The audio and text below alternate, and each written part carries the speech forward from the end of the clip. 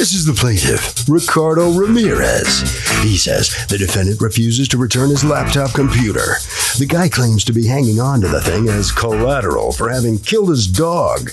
He did dog sit for the guy, but had nothing to do with the dog being put to sleep and just wants his computer returned. He's suing for $400, the amount he's owed.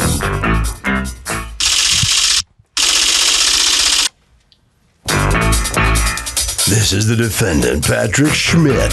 He says the plaintiff dog sat for his dogs, caused one of them to be injured, and then neglected it. The poor thing reeked from lying in its own urine. The wound became infected, and its bone was even exposed. He's out all sorts of money and wants the plaintiff to reimburse him for his expenses before he even considers returning the guy's computer. He's accused of using a laptop as leverage. The defendant has filed a countersuit for $1,939, the amount he's owed. All parties, please raise your right hands.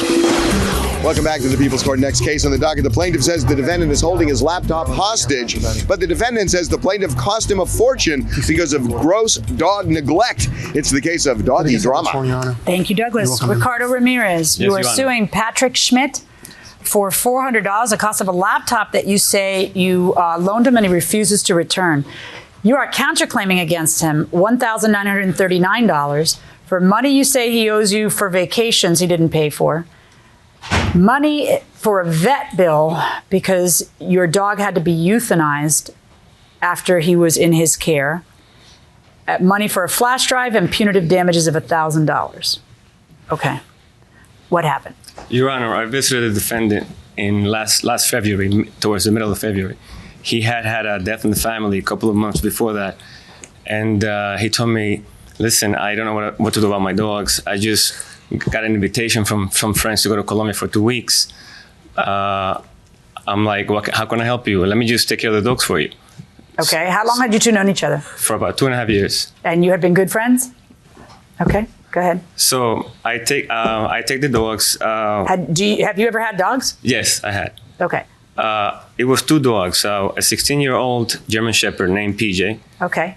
She had like some issues walking, like her hind legs were not too strong. She would fall. She had like a very unstable gait. The other dog was a 3-year-old pug named Pugsy. So I take the dogs in. He leaves me a large bag of food for them. And he tells me, go ahead, feed them one bowl of food each day. So I did. Now, where did the computer come in? Since he was going to Colombia, he wanted to be able to connect online and just chat with his friends while he was traveling. So I told him, listen, how are you going to connect over there to go online? So I loaned him my laptop from work. It was. He doesn't have a laptop? No, he has a laptop. Is this your work laptop? It's a work laptop. So it's not your laptop? Right. It was something that was given to us for work from home. And is it purportedly brand new? Is that what you're saying? Brand new, yes, ma'am. So you gave a brand new laptop to your friend so that he would have a laptop to use in Colombia? Yes, ma'am, I did. Okay, and so what happens? You go to Colombia, do you have a good time?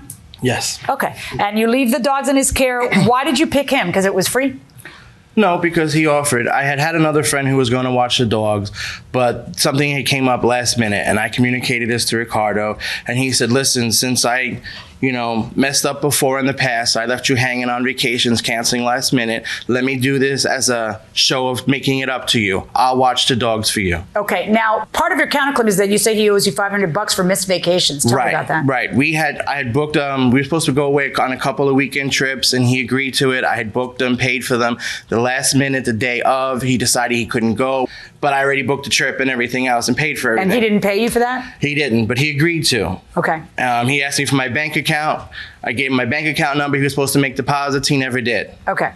And so now here he is offering to take care of the dogs. Was that going to be in exchange for the $500? No, it was not. No, it was not. And is it your testimony that was in exchange for the $500? No, it was not. But okay, everybody's on the same page here. So now you take care of the dogs, and what happens? How does that go? Okay, so I had the dogs for 2 weeks. Towards the middle of the second week, around Wednesday, I noticed that she has like a little cut. She being PJ, the German Shepherd. She had like a little wound on the left side by her thigh. So I'm like, let me see, what is this? How did this happen? So I picked her up. I went to bathe her. So I put like a little dress in there with some concentration. I was documenting everything I was doing every day on Facebook with my friends. Listen, do you have a copy of that? Yes, I have a copy of that. Let me see that. So I was documenting everything I did each day. on Facebook with my friends, and I was asking for advice. I had reached out to Patrick. I'm like, Patrick, I'm having an issue cleaning after PJ because PJ has issues going to the bathroom. She goes unexpectedly. I walked her for 3 days because on the third day she refused to walk. Her hind legs would just buckle. She would just defecate and urinate anywhere. So I had her confined on my kitchen. He bought a child gate, like made of wood. So I went and I bought Pampers on his advice. He emailed me. Did you ever tell him that there was a cut on her leg? I told him. I didn't tell him because I didn't want to worry him. You did tell him or you didn't tell him? I did not tell him. I did not tell him. I did not. All right, so you're documenting your care of the dogs. Day 3 of puppy care. PJ did it again in my kitchen, and this time number one and number 2 at the same time. XD gave her a nice relaxing bath. What's XD? That's a happy face. When you look at it upside down. Yeah. Not so much. Anyway, it looks like a really shocked face. Gave her a nice relaxing bath and left her as good as new. I bought a 19-pack of Huggies pull-ups. The ones with the girly Disney characters. After all, she's a girl. Winky face. Okay. I had to make a little hole in the back to push her tail through. That's hysterical. They don't make doggy diapers? Because I got to imagine there's a bunch of people out there who will buy them. No, they do, but she was a bigger shepherd, so. Day 4 of doggy care saga. Poop, poop everywhere. I can't deal with the daily cleanup. It looks like they're holding up very nicely. I just can't deal with the daily cleanup. Pugsy's right beside me, that little pug rascal. I will deliver a daily tale of adventure for 2 weeks. And in fact, you do.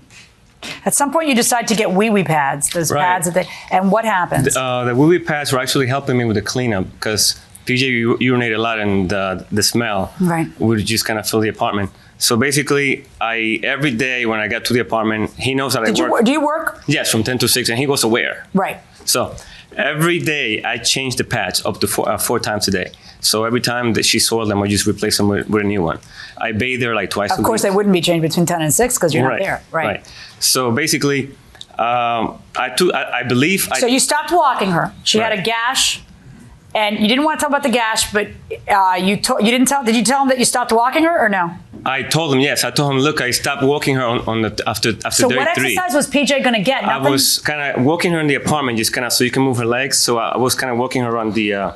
PJ was how old? 15. Yeah, that's a lot in doggy years. All right, so now you come home, and what do you find out? Well, I come to pick her up at his apartment. And he had told me nothing. I didn't even know he was keeping his journal. The only thing I knew, he was communicating with me in emails telling me the dogs were fine. He did communicate to me that one day one of his neighbors was complaining because PJ was howling. And he didn't know as to why. He assumed it was because she was missing me. And I said to him, that's unusual. She doesn't do that. Apparently, she was howling because of the cut. And from sitting in her urine, it got into the cut. Well, which I see in your Facebook stuff, PJ is chilling on her 2 large wee-wee pads. You shouldn't chill on a wee-wee pad, especially if you have a cut. What I don't get is, if the dog has a cut and you know this in the middle of week 1, why don't you take her to the vet? Week 2. Or week 2, why don't you take her to the vet? I don't have a vet. I don't know anybody who. Well, why don't you open up a phone book? Why don't you ask on Facebook your 17 friends who are giving you? Put your hand down. Why don't you ask your 17 friends who are giving you advice? I need to take her to a vet. I need to give her medical care because she's lying down and has urine in contact with a wound. What ends up happening, my dear? I brought her to the vet that same morning, and the vet said that she'd been laying her urine for over several days, and it got so infected that the best thing to do would be to euthanize her. Okay. So did you euthanize her? I did. Okay. Why didn't the vet just treat the wound? Because it was so far gone, it was infected. I have the pictures if you want to see. I don't, but I have to. The flesh and the bone is exposed on the wound. That's not a little cut that somebody gets in a kitchen cabinet.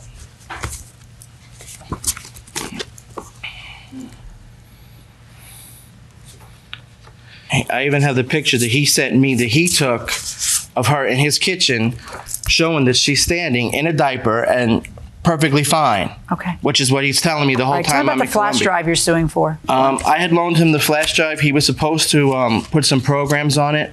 He still has the flash drive. Where's the flash drive? I have it. What? Do you have it here? Can I have it? And the punitive damages is why? Because you think he did this on purpose? The neglect and what he did to the dog. Neglect is different from on purpose. Do you think he did this on purpose? We punish with punitive damages purposeful, despicable conduct. That's the concept behind punitive damages. If somebody makes a mistake because they don't know what the heck they're doing. See, here's the thing. I'm looking at the flavor of the Facebook stuff, and if you haven't seen it, I'm happy to hand it to you.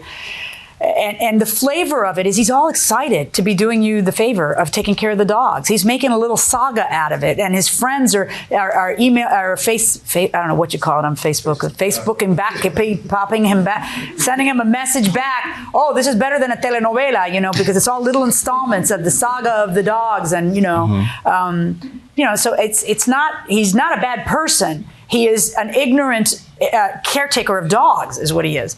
Because if I see that the dog has a wound, and I see that the dog is lying down on the wee pad when I come home from work every day, and I can't control what happens in 9 hours when I'm there, I know that I got to assume there's 9 hours of acidic urine touching the wound, and my light bulb would turn on to take the dog to a vet before it went all the way to the bone. I'm looking at the vet letter, and that's exactly what happened. What he says happened. That's pretty bad. And there was even days that he was off from work that he told me that he was running errands. Is this a flash drive? Yes. Okay. All right. Where's the laptop? He says you then decided you were going to hold the laptop hostage. At that point, yeah, I did, because he owed me money and everything else, and he hadn't made any payments. And since the communication lapsed and he made threats and everything else, I got rid of the laptop. So if you're dog sitting and the dog gets sick, do you have a duty to take the dog to the vet? Yes, absolutely. Why do you say? You didn't sign up for that specifically. Well, if you're babysitting, you have to take the child to the doctor if they get sick, so it's the same thing. Same principle, you think? Yeah. Same principle. Got your point. Going inside the courtroom. You got rid of it? Yes. Why'd you get rid of it? Because I was angry at him and I thought we were done. I figured I wasn't going to get my $500, so I sold the laptop for $150, and I figured we were done. Why'd you sell it for $150? I was at a garage sale. I just wanted to get rid of it. Plus, the value of the laptop, when I looked it up online, it was only worth $300. Let me see. That's exactly what I was going to estimate it was worth. But let me see that. Those are a bunch of different ones. Are they that laptop? Yeah. Okay. They're all the same one. Different. They're all the same brand. Same brand, just different people offering it. In your claim against him, I find that you were entitled to $300 because he has no business selling your laptop, and that's your property, and it should have gone back to you. In his claim against you, I find that he's entitled to the $500 because you've admitted it here and you admitted it in an email that you owed him the $500 for those vacations that ended up getting canceled. I find that he's entitled to the $218 for the euthanizing of the dog. The flash drive is here. You're not entitled to punitives. Look, I think that your heart was in the right place, but you need to understand that what happened was as a result of your negligence. And you guys were like really good friends. And I don't know if they're a dime a dozen for you guys and you have, you can count hundreds and hundreds of good friends. But anybody who says you're going through a hard time, you've had a death in the family, I want you to be able to go to Colombia, I'll tell you what, I'll take care of your dogs for 2 weeks, your 2 dogs for 2 weeks. That's a really good friend. And anybody who turns around and says, you know what, here, I want you to be able to be connected. Here's my laptop that I just got. That's a really good friend. He may be foolish and he may have made a huge mistake, but it's a really good friend who meant well. So, frankly, I think you guys should take advantage of the opportunity to be here at the same room and the same time and sort of apologize. Because that's the one thing this guy didn't need at that time in his life. So I find in favor of the defendant in his lawsuit for $718. I find in favor of the plaintiff in his lawsuit for $300, which means a verdict in favor of the defendant, a net judgment in favor of the defendant of $418. That's my verdict.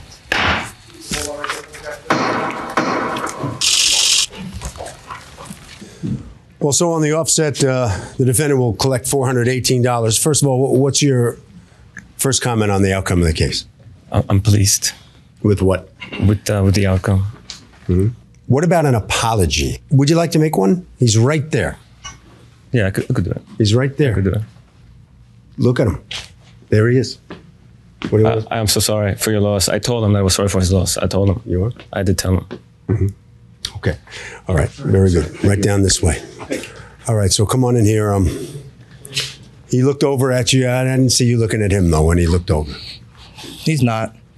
He says it, but it's just words. You know, she was a pet, she was a child.